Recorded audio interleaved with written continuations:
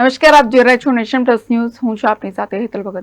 પાટણના એનએસયુઆઈના કાર્યકરોએ નીટની પરીક્ષામાં થયેલ ગેરરીતિનો વિરોધ દર્શાવતા પોલીસે આ તમામ કાર્યકરોની અટકાયત કરી છે.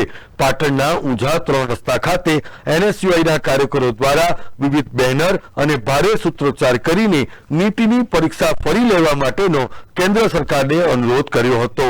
એક તરફ આ વિરોધ પ્રદર્શન ચાલી રહ્યું હતું ત્યારે પોલીસ દ્વારા આ તમામ કાર્યકરોની અટકાયત કરીને તેમને પાટણ બી ડિવિઝન ખાતે લઈ જવામાં આવ્યા હતા. Deepak Sathvara, Nation Plus News, Patan.